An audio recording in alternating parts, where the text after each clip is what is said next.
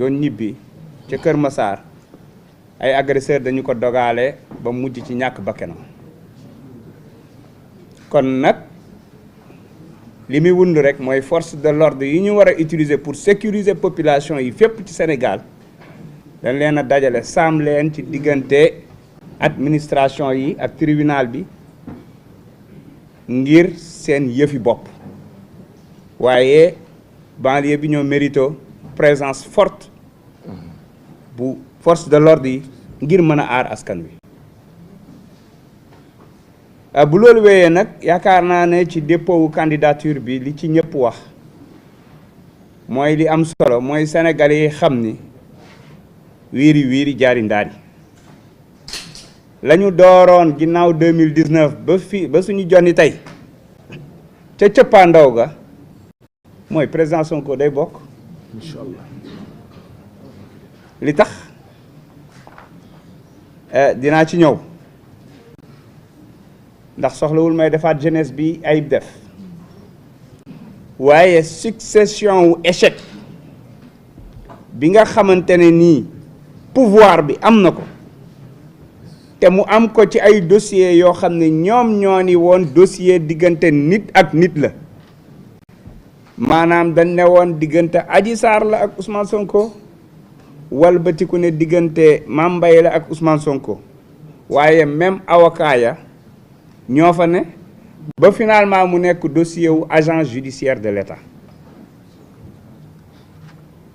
la muy firndeel nag mooy ca njëlbéen ga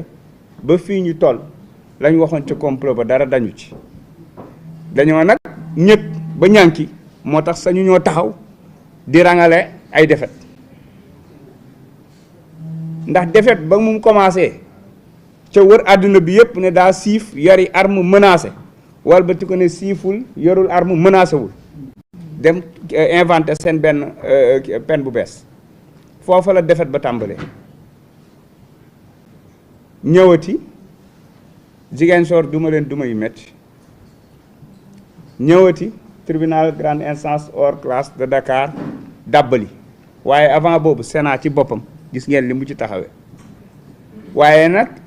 défaite bi ci topp mooy ndetteerlu bi mooy dépp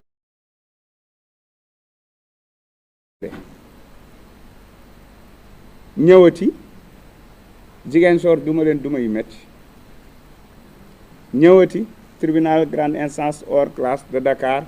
dàbbali waaye avant boobu Sénat ci boppam gis ngeen li mu ci taxawee waaye nag défaite bi ci topp mooy ndetteerlu bi mooy dépôt nag acceptation wu dossier président Ousmane Sonko mbokk yi loolu Fiacre Badiane ak Thiendella ak Cheikh Issa Sall instructions yi ñu jot bay bloqué j'espère que c'est des instructions écrites et que am nañ ay preuves que ne dañ leen a jox ordre ndax mbir yi du sa waay duñ ko bàyyi noonu mu jàll de loolu moo tax sax justice ci boppam moo gën a mer ñëpp parce que actuellement administration moo défier justice loolu mooy li am parce que nekkatul mbirum Ousmane Sonko de ndax mbirum Ousmane Sonko 9 pièces lañ ko laaj mbokk yi 9 pièces yëpp la déposé ba wis leen li may wax fu leer nag laa ko teg ndax bu dee caution am na quittance ba lañ bëggoon a nangu te jotuñu ci la ca des di attestation xam ngeen pour lan la 48 heures dañoo soxla rek vérifier ndax compte bi ko joxe du compte dóorkat ndax am na xaalis waaye léegi boo joxee quittance joxe relevé bancaire kay mat na sëkk yokk ci nag ay PV constat huissier bii wane ne waa ji dafa lànk daw ndax ku la dalal may la café accompagner la nga dem ngay génn war a wàcc wax ak presse mu ne la dee taxawal fii wax quelques minutes après mu walbatiku ne ña ngi koy wër pour delloo ko chèque ngir nangu suñu quittance tey ñu dee jëluñu chèque delloowuñu quittance lépp nga conseil constitutionnel beneen bi ci des mooy casier judiciaire vierge la déposé ndax amul benn condamnation jox nañ ko casier judiciaire déposé na ko carte d'identité ak carte électeur la déposé extrait de naissance la déposé certificat de nationalité la déposé ndax sénégalais la pur sang ak la ñu laaj yëpp waaye dañ leen a wis décision de justice yeeg PV yeeg lépp moo tax dossier Ousmane Sonko moo gën a complet ci dossier yi parrainage tamit dafa déposé 13 députés yu leer nañ ngeen Sénégalais yi na seen xel dal ndax waa ji lu koy tere bokk ci élection yi yàlla sàkk ko loolu laa mës a wax loolu la Pastef mës a wax loolu la coalition Sonko président mës a wax. leneen li ci am solo encore une fois mooy wax fa dëgg yàlla magistrat yi particulièrement conseil constitutionnel yaakaar naa ne dinañu corriger bu baax xoññal gi ñu doon xoññal justice bi ak administration bi nga xam ni dafa tëkku justice parce que tëkkuwul Ousmane Sonko. ndax justice moo décidé ñu ne ko jëfewuñu décision justice loolu képp la du leneen. xam nga lu tax ñu war koo def lan moo tax conseil constitutionnel nécessairement day valider candidature président Ousmane Sonko c'est pour éviter ce qu'on appelle un précédent dangereux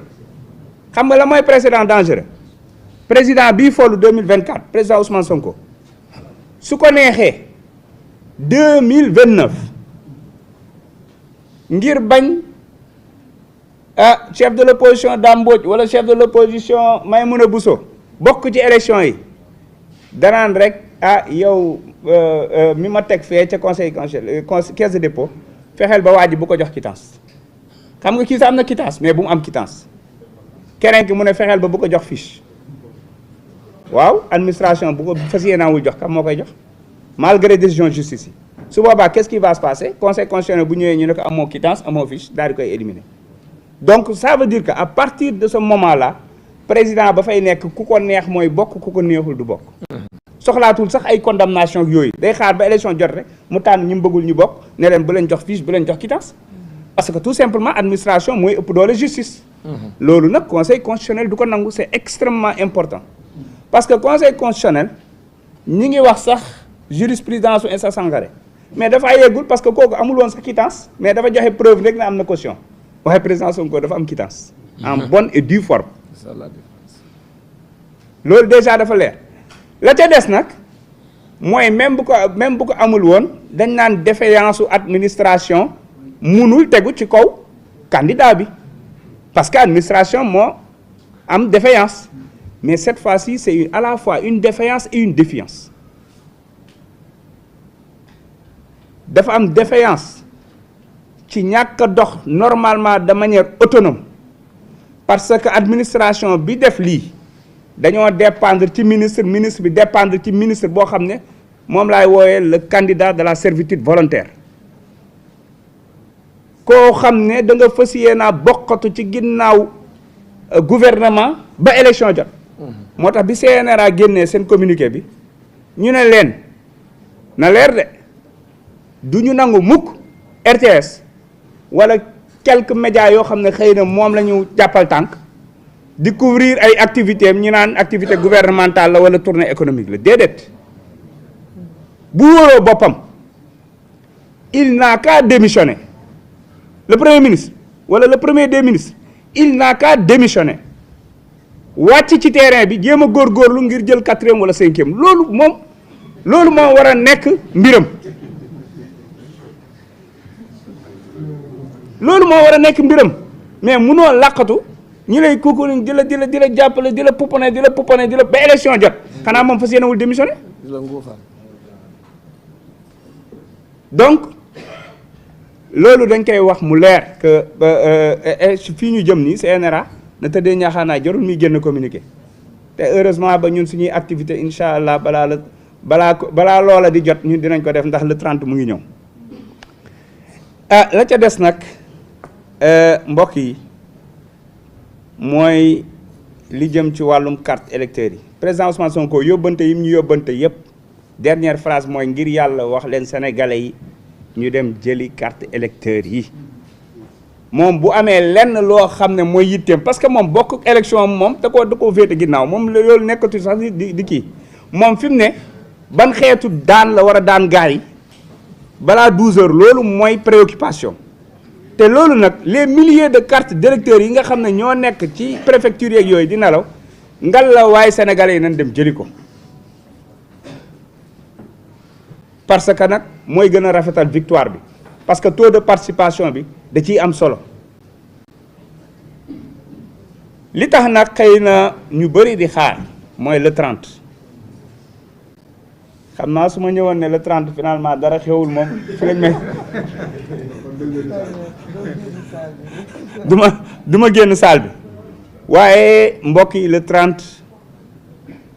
top départ la président Ousmane Sonko mu ne le 30 le 30 c'est le top départ boo xam ne militant bu ne sympathisant bu ne wala sénégalais bu nekk na jàpp ne élection bi élection wam la na jàpp ni dafa warul rater le train de l'histoire na jàpp ne la ñu doon xeex tàmbalee ko ca ñoom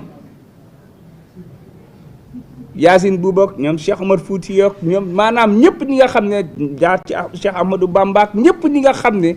xeex nañu ngir Sénégal moom boppam ñëpp ñi nga xam ne xeex nañu ngir Sénégal bokk ci réew yi gën ba yegsi ci ñoom Mamadou Dia ba yegsi ci ñoom Cheikh Anta Diop ma ne 2024 25 février incha allah ca la ñuy nekk ci aboutissement wu xeex boobu te top départ victoire bi parce que processus bi yàgg na mais top départ victoire bi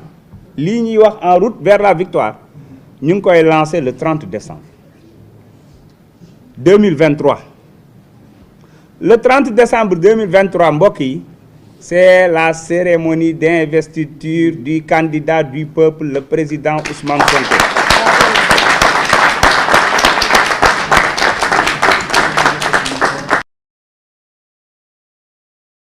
lii ñuy wax en route vers la victoire ñu ngi koy lancer le 30 décembre 2023 le 30 décembre 2023 mbokk yi c'est la cérémonie d'investiture du candidat du peuple le président Ousmane Sonko.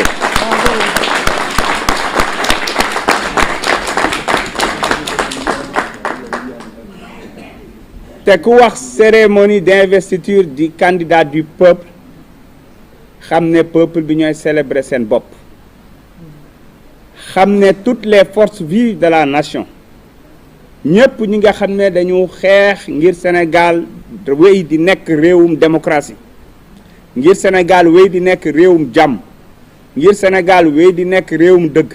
ngir Sénégal goo xam ne li ñëpp bokk ñëpp a ci jot jàpp naa ne le 30 décembre seen date la sonkorisation bi la ñuy daw le 30 décembre bu ñu amoon li ñu gënal stade Abdoulaye Wade lañ koy defee mais xam na ne duñ ñu ko jox wër nañu nag Sénégal jéem nañoo xool fan la ñu mën a am place bu gën a yaatu mais comme gis ngeen niñ dogatee dëkk bi pour nga gis place bu yaatu problème la waaye mujj nañoo retenir ne dinañ ko defee ci xolu Ndakaaru fa nga xam ne fa la le candidat de la servitude volontaire dëkk te mu jàpp maire bi ko fa duma yu metti dugal ci kaso bi muy Jamil Sané terrain ak pes bu Parcelles Assainies foofu la ñu fas yéene defee lii ñuy wax cérémonie d'investiture ñu jàpp ne fête la communion la jàmm ak salaam fay am ndax boo ñëwee ci terrain moom kenn du la wax occupation de la route ak yu kenn xamul comme ñoom yooyu la ñuy génne bàyyee nañ leen seen yeneen salle yi nga xam ne duñ ñu ko jox maanaam stade yeeg yooyu kon nag dem nañ fi nga xam ne askan wi yëpp ko bokk vérifier nañu ko ak mairie bi dara xewu fa disponible na macha allah.